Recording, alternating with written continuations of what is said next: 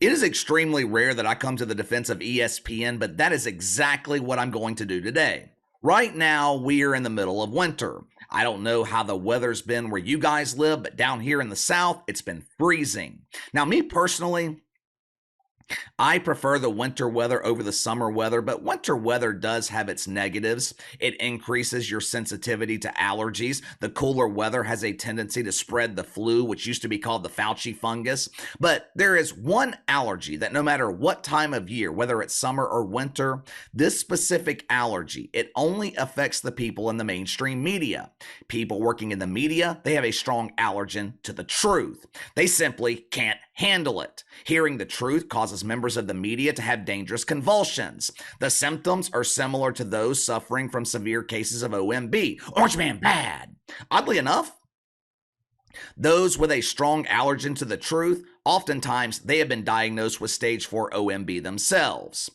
But if you're working in the media or you are a parishioner of Woke United Methodist, you are not allowed to criticize the WNBA. When you agree to become a member and live your life abiding by the woke commandments, you agree to never criticize the dump. If you choose to provide coverage to the dump, you're only allowed to lie about it. The WNBA is filled with elite athleticism. I was amazed when I witnessed that guard with a goatee dribble between her legs. It's one of the thousands of rules that you agree to when collecting woke welfare from the media. If you're talking about the WNBA, the coverage must be positive, and that's damn sure the case if you're collecting woke welfare from the worldwide leader in woke. ESPN is excellent when it comes to lying about the WNBA, but earlier this week, we were given a subtle glimpse of what two legendary broadcasters at ESPN really think about the WNBA dump. Pardon the Interruption. It's been the #1 show at ESPN for as long as I can remember. Well, KC, I thought First Take was #1. Stephen A. Smith tells his followers on a daily basis that First Take has been #1 for a decade. Yeah, that's what Stephen A. wants us to believe, but it's simply not true. Pardon the Interruption, Tony Kornheiser, Mike Wilbon. It's been the most popular show at the worldwide leader in woke for decades now.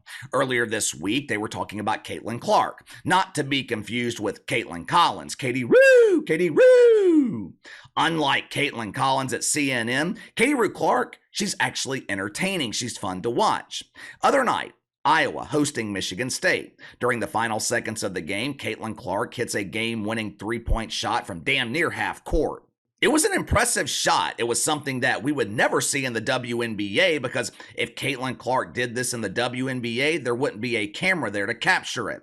Now, some people are arguing that the shot shouldn't have counted. It did appear that Caitlin Clark still had the ball in her hands as time expired, but either way, it was an impressive clutch shot. The highlight, it was circulating on social media Tuesday night, caught the attention of Mike Wilbon and Tony Kornheiser. Following day on PTI, they were complimenting Caitlin Clark. But those compliments, they were mixed with something that the media doesn't want to hear. The truth. They were making the case for Caitlin Clark to stay in college for as long as possible. Well, KC, do they want to make sure she graduates with her degree? No. They want to make sure that she remains a professional athlete. Unfortunately for young women, the system is completely backwards, at least when you compare it to young men. Men are considered amateur basketball players at the college level. They make a little bit of money in college, but the real money is waiting for them in the NBA. For the young women, they are making big money at the college level. Once they graduate, though, they are forced to enter the place where basketball careers go to die, the dump. While looking out for the best interest of Caitlin Clark, Tony Kornheiser and Michael Wilbon, they subtly exposed what people working at ESPN really think about the WNBA. Watch for yourself. I am probably speaking stupidity here when I say this, but it's based on at least reasonable thought. I think she should apply for a graduate year and play again. Because the pay cut she's going to have to take to go to the WNBA compared with the NIL money. Right, you're right. She fills that gym. I mean, her money is worth it and must be fabulous. And the She and WNBA Angel can't give her that Reese, kind of money. she and Angel Yeah. Reese are must-see in person or on television. You want to see them play. And they got to take pay cuts next year. Big ones if they go to the league. Does anyone disagree with what they just said? You already know where I stand. I think Tony Kornheiser and Michael Wilbon are 100% correct here. Hell, I have been saying the exact same thing here on this channel since last year. But the mainstream media, they feel differently. Headline at USA Today: Wilbon and Kornheiser are wrong about Caitlin Clark taking a pay cut in the WNBA. Oh, really? Really?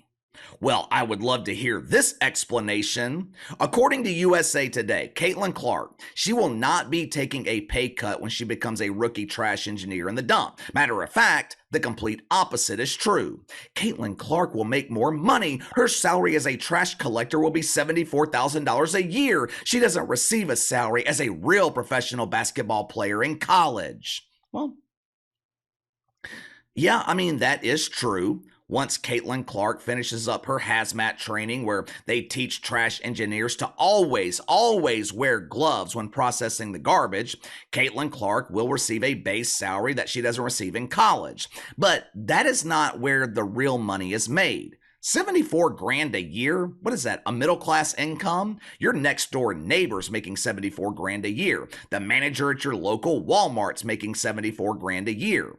The real money for Katie Rue Clark comes from endorsement deals. According to USA Today, Caitlin Clark, she will not only keep those endorsement deals that she got in college once she becomes a dump diver in the WNBA, but it is entirely likely that those same endorsement deals, they will become more valuable. They will pay her more money. How in the fuck are you coming to that conclusion? When companies are looking for athletes or influencers to endorse their products, how do they determine who they're going to hire and how much they're going to pay them?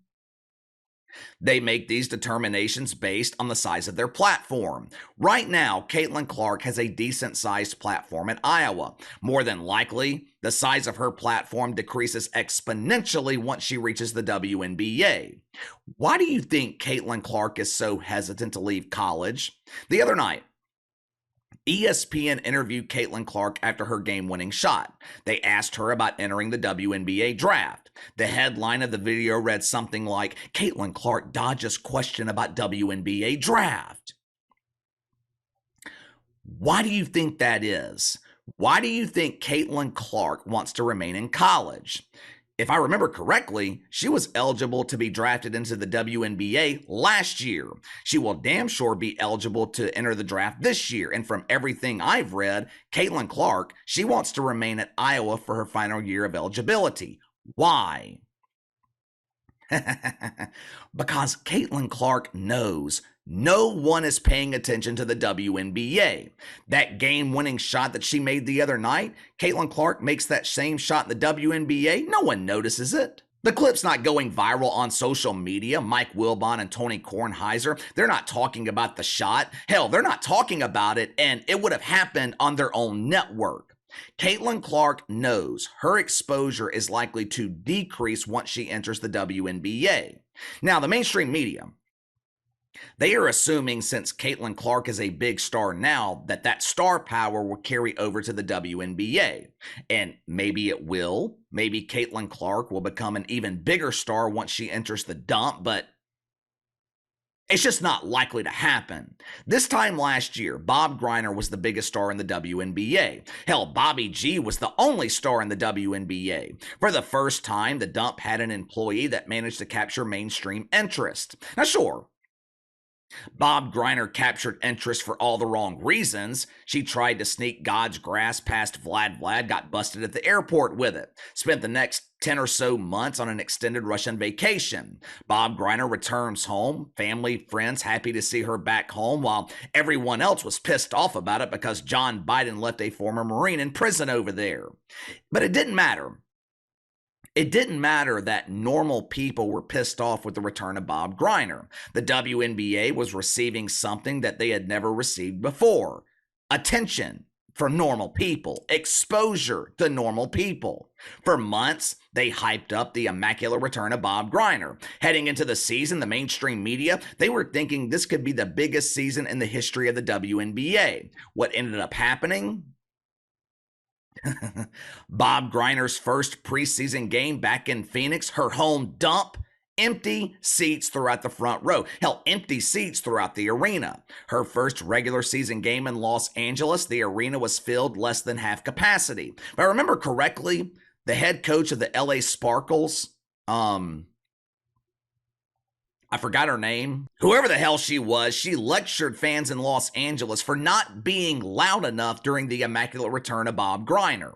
500,000 viewers tuned into ESPN that night to watch the return of Bobby G. After that, the WNBA returned to its usual place, irrelevancy.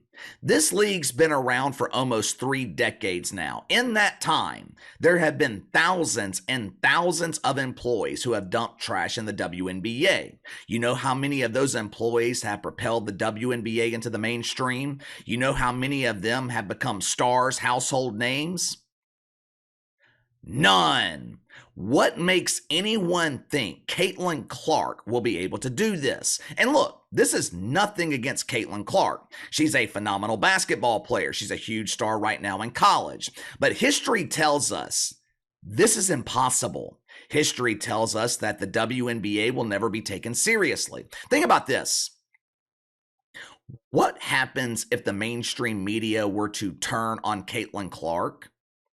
Let's assume for a second that Caitlin Clark accomplishes the impossible. Her games in the WNBA, they're pulling over 1 million viewers on television, while the rest of the games in the league, they're still drawing about 200,000-300,000. Caitlin Clark, she is the only draw in the WNBA. Do you know what the media narrative's going to be? This is proof that mythical racism exists. Caitlin Clark is only a star because she's white. No one is watching when Bob Greiner was the face of the dump. You know, that's how the mainstream media would frame it. In a way, I actually feel bad for Angel Reese and Caitlin Clark. They're going to have this added pressure of trying to save the WNBA. For the first time, there's going to be 2 actual stars entering the WNBA at the same time. Will people be willing to watch? Will people be willing to pay attention? You tell me. I mean, I've got my doubts. I think part of their appeal is that they play at the college level. There is a massive negative public perception of the WNBA. I don't know if Angel Reese or Caitlin Clark, I don't know if they'll be able to erase that public perception. What about you? Can Caitlin Clark, Angel Reese, can they save the WNBA? Let me know. Sound off in the comments below. Like, subscribe, share the video. I appreciate your support. Best way to contact me is by email at btlkc84@gmail.com, KC_BTL84 on Twitter. I'll see you guys tomorrow.